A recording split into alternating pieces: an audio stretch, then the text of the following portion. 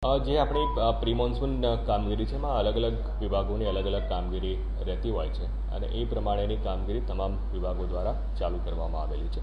એક મહત્ત્વની જે સૌથી કામગીરી આપણી હોય છે એ જે આપણા વોકરા છે વોકરા સફાઈ કરવાની કામગીરી રહેતી હોય છે. વોકરા સફાઈની આ જે કામગીરી છે એ ઓલરેડી ચાલુ કરી દેવામાં આવેલી છે અને 15 જૂન સુધીમાં તમામ વોકરાઓની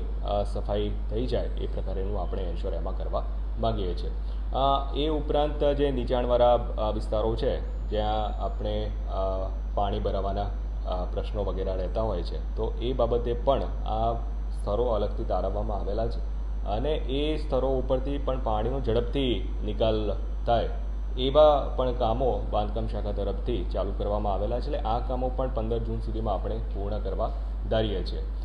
સાથે સાથે જે નીચાણવાળા વિસ્તારો છે એ નીચાણવાળા વિસ્તારોમાં જો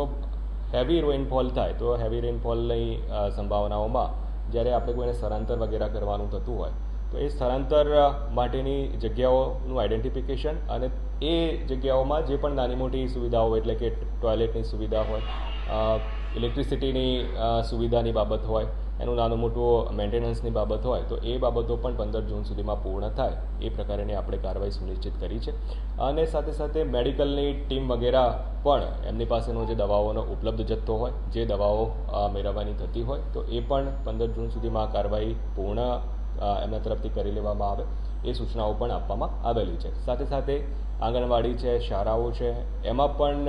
એક વખતે ચકાસણી કરી કોઈ ખુલ્લા વીજ વાયરો વગેરે ન હોય. રોશની શાખા મારફતે પણ જે જાહેર આપણી રોશનીની વ્યવસ્થાઓ છે એમાં પણ કોઈ નાનું મોટું મેન્ટેનન્સ કરવાનું હોય, કોઈ ખુલ્લા વીજ વાયરો ત્યાં પણ ન હોય,